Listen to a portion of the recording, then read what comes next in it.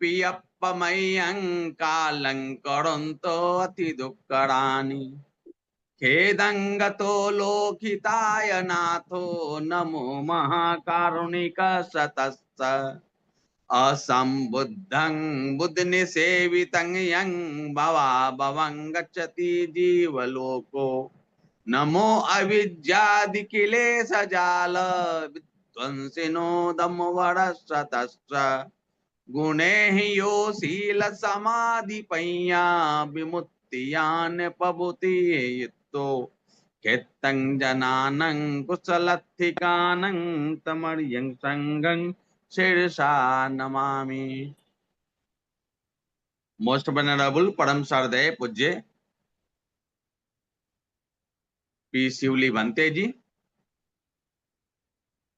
इस आभासीय पटल पर जुड़े हुए लामा जी, किरण लामा जी, कैलाश जी, प्रोफेसर विमलेंद्र कुमार जी, उज्जवल जी, शीलवंश जी जो थेरो जी जो हमारे पूर्व वक्ता थे, और जितने भी लोग जुड़े हुए हैं उन सबों का मैं इस आभासीय पटल पर स्वागत और अभिनंदन करते हुए मैं अपनी वाणी को आरंभ करता हूं। सर्वप्रथम में इससे कहने का अपने वक्तव्य शुरू करने के पहले मैं अनागारिक धम्मपाल जी को नमन करता हूं,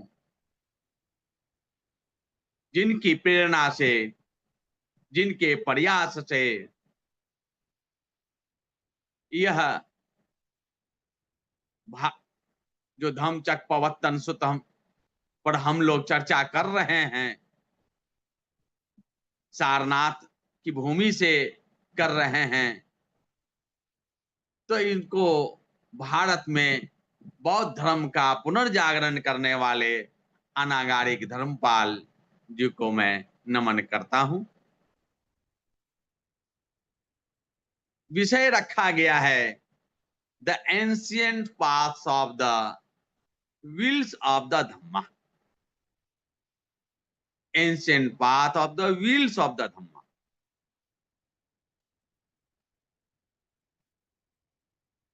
यानी दो धम्म चक्र है, उनका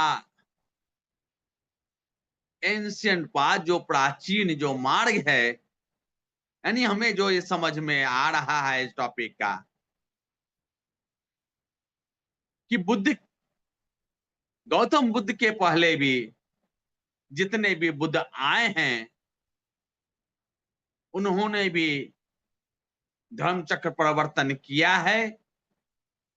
उन सभी का मार्ग क्या रहा है, उसका क्या लाभ रहा है, समाज को क्या उससे प्रेरणा मिली, तो हमें इस पर एक जो बात जो हम लोग हमेशा बोलते रहते हैं, ये च बुद्धा अतीता च, ये च बुद्धा अनागता, पचुपन्ना च य बुद्धा अहं वंदामि सब्बदा। अतीत में बुद्ध हो चुके हैं, वर्तमान में भी बुद्ध हैं, और भविष्य में जब और भी जब बुद्ध होंगे उन सबों का मैं नमन करता हूं। और हमें लगता है कि इसका सीधा संबंध जो हम लोगों का एस धम्मो सनातनो है उससे है। हर बुद्ध जो है जो मार्ग दिखलाए हैं वही मार्ग है, भगवान बुद्ध ने भी उसी मार्ग को बतलाया, क्योंकि एक कल्प खत्म होता है तब तो दूसरे बुद्ध का प्रादुर्भाव होता है।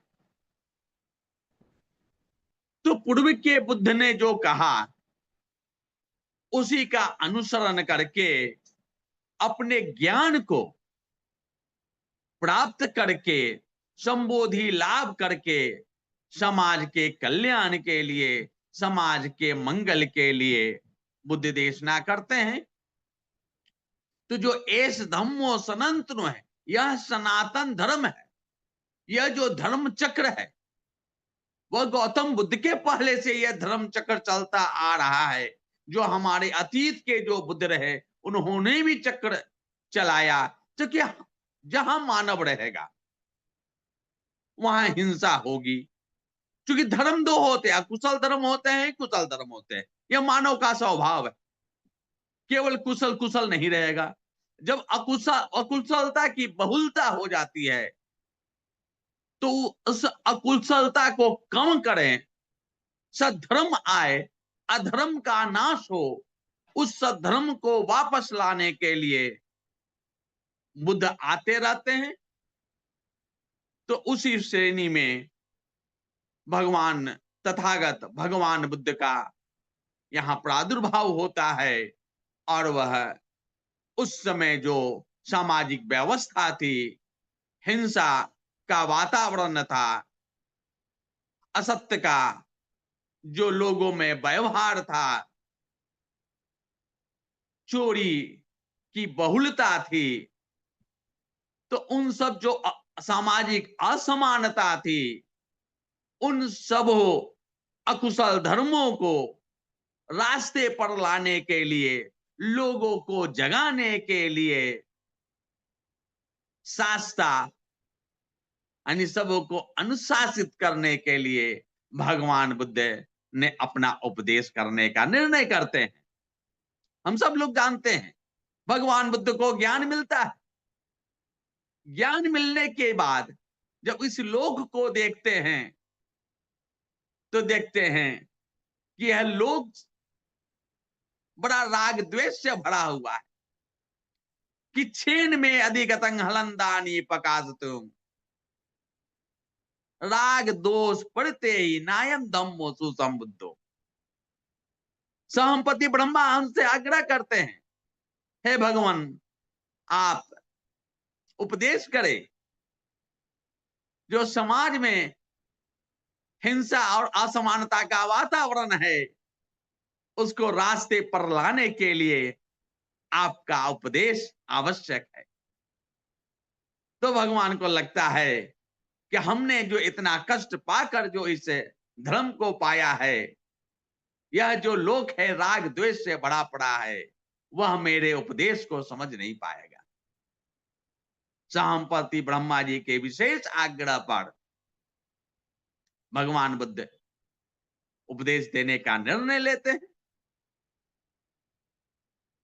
अब भगवान बुद्ध कौन है इसका परिचय उपक आजीवक को वह देते हैं।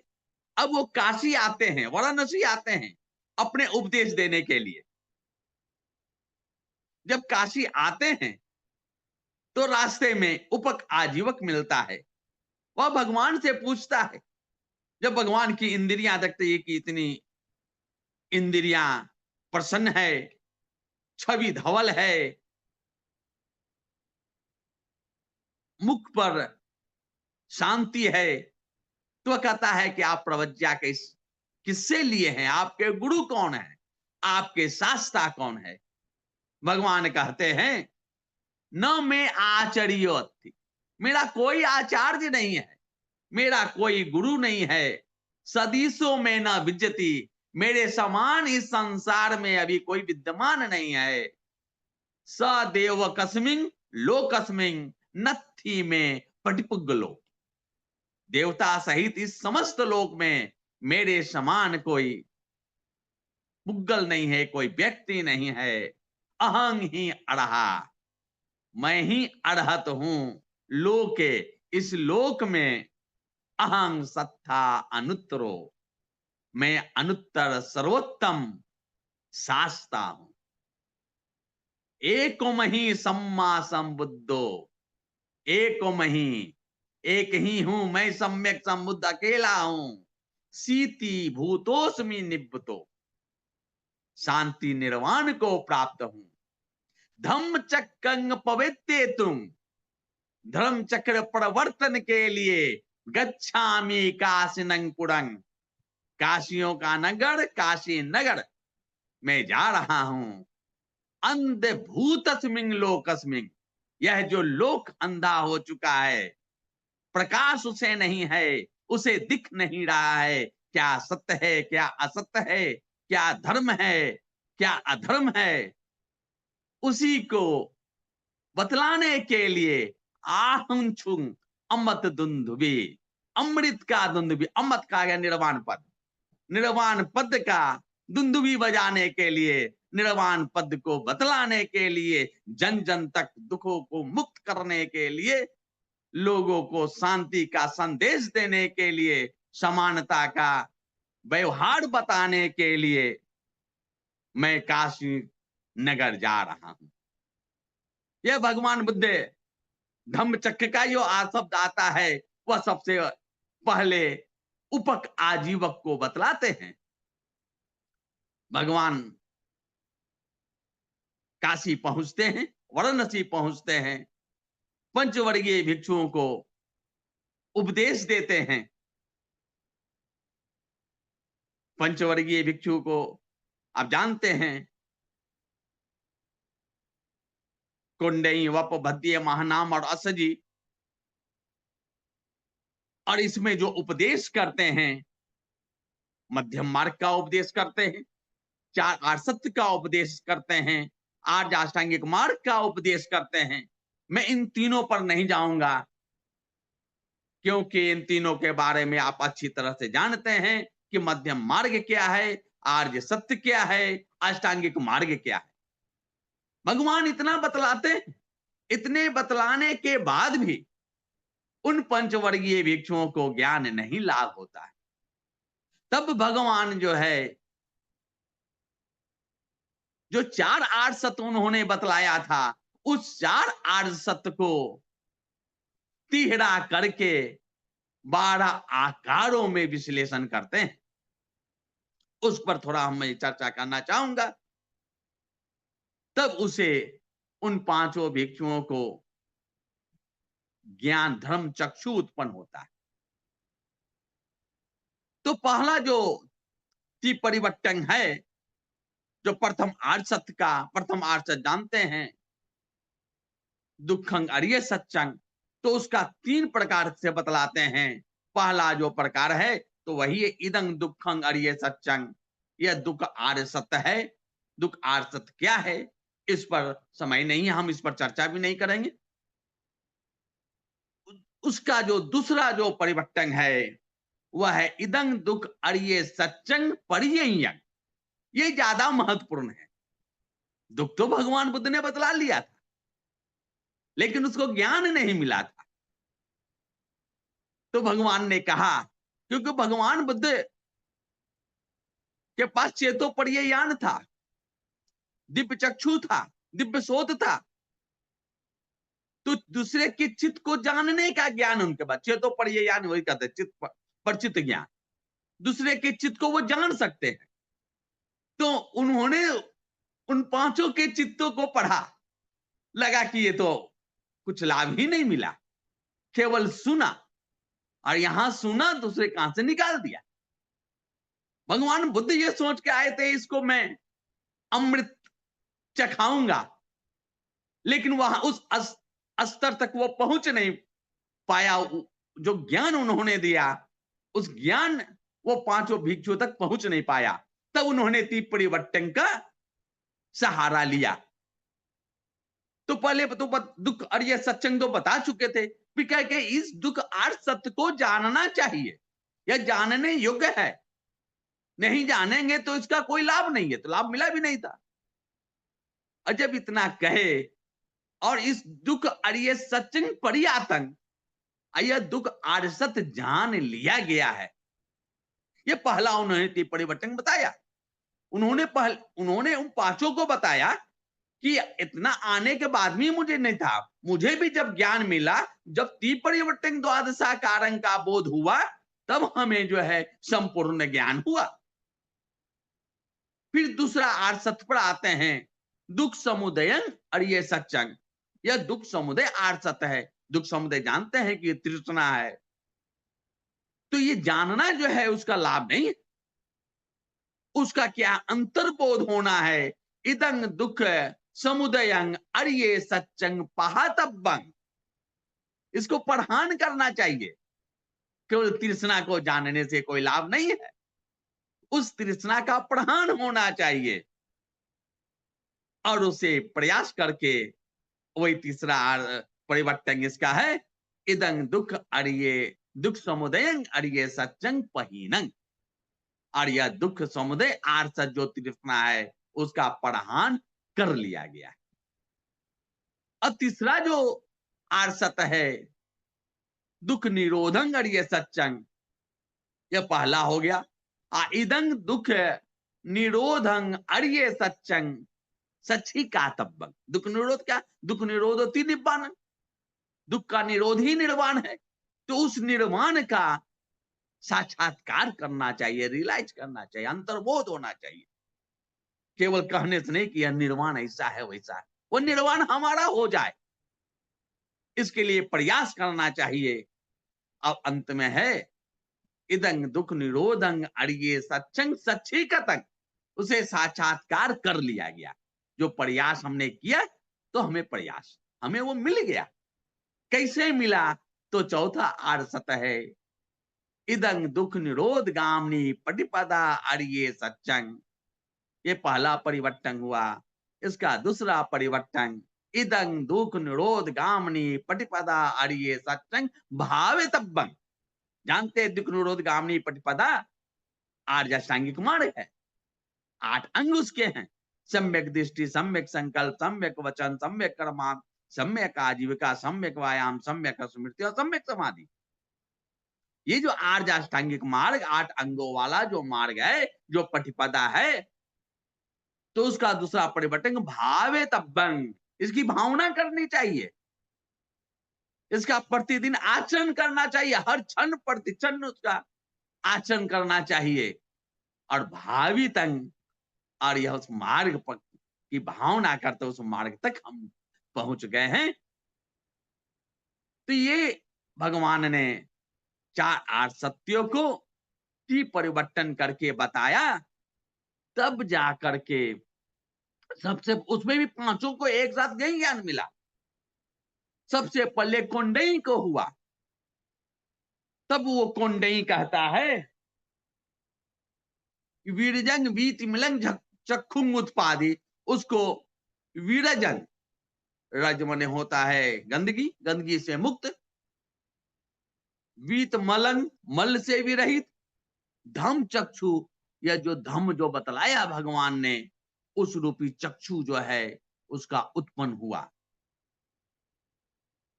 यंग किंची समुदय धम्मंग सबंग तंग निरोध धम्मंग थी। यह कैसे उत्पन्न हुआ? जब तक कि उसका मल नहीं निकलेगा तब तक उत्पन्न ही नहीं होगा। यंग किंची समुदय, जब जो कुछ उत्पन्न होने वाला धर्म है, दुख जैसे उत्पन्न होने वाला धर्म है, सबंग तंग निरोध धम्मंग थी। अगर तृष्णा है, दुख उत्पन्न करने वाला कौन है? तृष्णा है। सबंग तंग निरोध धम्मंग थी, उसका निरोध हो सकता है।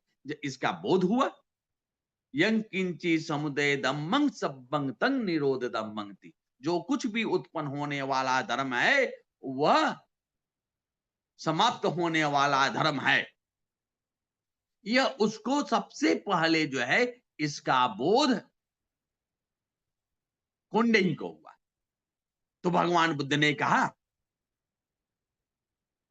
उनके मुख से उदान निकला, अयासी वत भो कुंडइयों, अयासी वत भो कुंडइयों। यह भगवान का उदान है। भगवान बुद्ध वो इसके परचित, उसके चित्त को जान करके उनको इतना अंदर से हर्षातिरेक होता है, तो वो कहते हैं, अयासी वत भो कुंडइयों, अयासी वत भो कुंडइयों। कुंडई को ज्ञान मिल गया, कुंडई को ज्ञान मिल गया, बाकी चारों को नहीं मिला।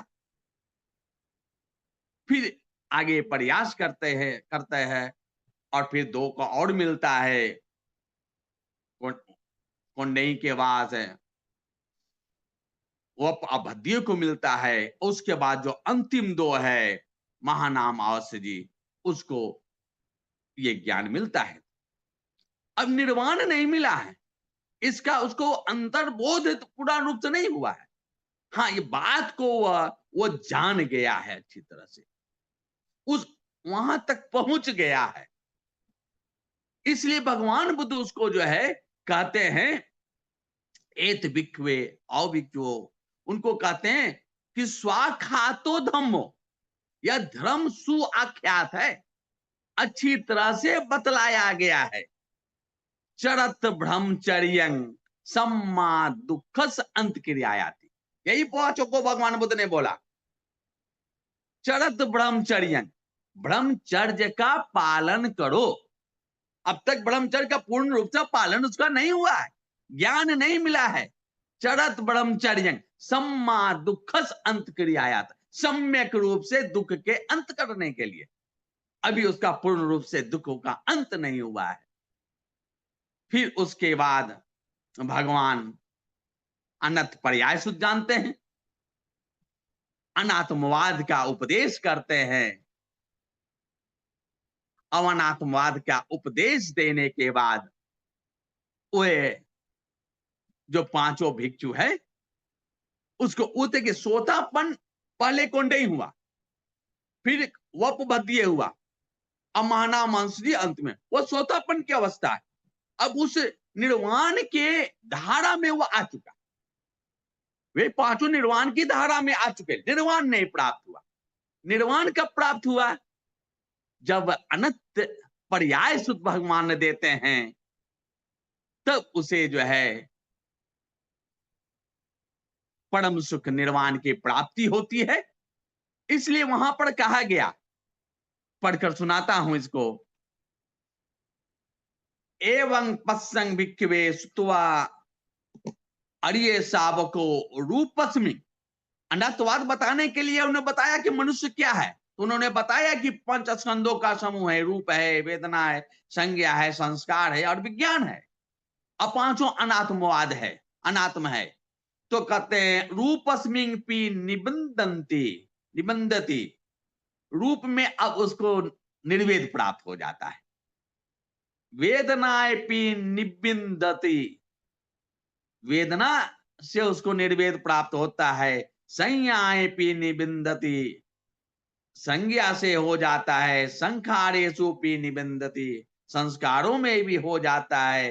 विज्ञानस्मिं पी निबिंदति, और विज्ञान में भी हो जाता है। यानी जो पंच स्कंध है, ये पूरा जो शरीर है, यह मानव शरीर है, उसके प्रति अब उसको निर्वेद प्राप्त होता है। तब उसके बाद आगे क्या कहते हैं? विरागा विमुच्यति, विरागा, अब वो राग रहित हुआ पूर्ण रूप से।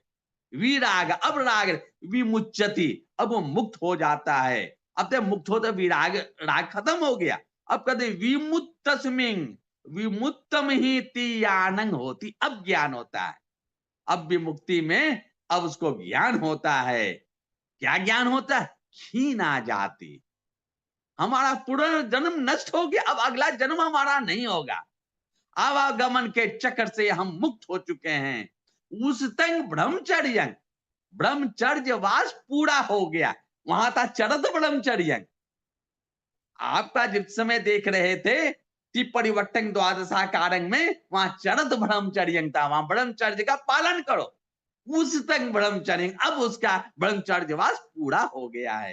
कथं करणीयं, जो करना था वह कर लिया। ना पढ़ेंगे तायाति, अब करने के कुछ नहीं है। इति प जानाति, अब इसका पूर्ण रूप से अंतर्बोध ज्ञान होता है, तब वह अरहत होते हैं। तब कहा जाता है कि लोक में ये 6 अरहत हुए। ये जो है क्या कैलाश जी, और समय है कि जैसा आप बताएं?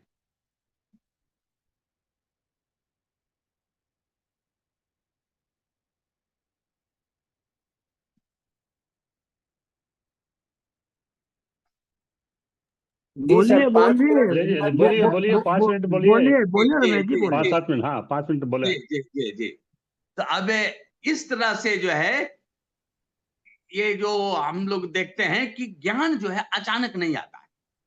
धीरे धीरे धीरे धीरे ज्ञान का प्रवाह होता है। और ज्ञान जो अंतिम तक, जब तक अंतर्बोध नहीं हो जाता है, यानी जो 10 संयोजन कहा गया, 10 संयोजनों नष्ट नहीं होता है तब तक प्रज्ञावान व्यक्ति नहीं होता है। लेकिन धीरे धीरे धीरे धीरे तो आता ही रहता है, जैसे जैसे आता रहता है वैसे वैसे धीरे धीरे उसका दुख भी कम होता जाता है, अपरम ज्ञान प्राप्त करता है। और ये ये जो आज का आषाढ़ी पूर्णिमा है, उसके लिए मैं महाबोधि सोसाइटी ऑफ इंडिया को हम बहुत बहुत साधुवाद देना चाहेंगे। और ये आषाढ़ी पूर्णिमा पर थोड़ा बोलना चाहेंगे। ये आषाढ़ी पूर्णिमा जो है त्रिविध पावनी पूर्णिमा है, ये पावन दिन है। इस दिन 3 घटनाएं घटी। अब देखिए इसी दिन आषाढ़ पूर्णिमा के दिन भग जो गौतम सिद्धार्थ थे, अपनी माता महामाया के कुक्षिस में जातो अन्य वो उनके जो है पेट में गर्भ में वो आते हैं। यह वही दिन है आषाढ़ पूर्णिमा, जब गौतम सिद्धार्थ अपनी माता के गर्भ में आते हैं। यही वो दिन है जब गौतम सिद्धार्थ गृह त्याग करते हैं, महावीर निष्क्रमण करते हैं। और यही वो दिन है जब शास्ता भगवान तथागत सम्यक संबुद्ध अपना प्रथम उपदेश सारनाथ में इसी पतन मिगदाव में देते हैं। अब देख तीनों महत्वपूर्ण है। अगर गौतम सिद्धार्थ माँ के गर्भ में नहीं आते तो इस लोक में नहीं आते। तो इसलिए वो पावन दिन है रहा। महावीर निष्क्रमण नहीं करते तो यह सम्यक संबुद्ध नहीं होते, लोक का कल्याण नहीं होता, लोक का मंगल नहीं होता। इसलिए यह पावन दिन है। और उन्होंने सम्यक संबोधि प्राप्त कर लोक कल्याण किया। और लोगों का कल्याण, पूरे लोक का कल्याण हो रहा है। जब तक यह कल्प रहेगा लोक का कल्याण होता रहेगा, लोक का मंगल होता रहेगा। और इसी में हम लोग भगवान बुद्ध, या अब बहुत खुशी की बात है कि तथागत बुद्ध का धर्म भारतवर्ष में प्रवेश कर चुका है। और दिन प्रतिदिन इसका प्रचार प्रसार हो रहा है। और भारत सरकार को भी हमें बहुत बहुत आभार व्यक्त करना चाहूंगा कि उन्होंने जो है पाली भाषा को शास्त्रीय भाषा का दर्जा देकर बड़ा पुण्य का काम किया है।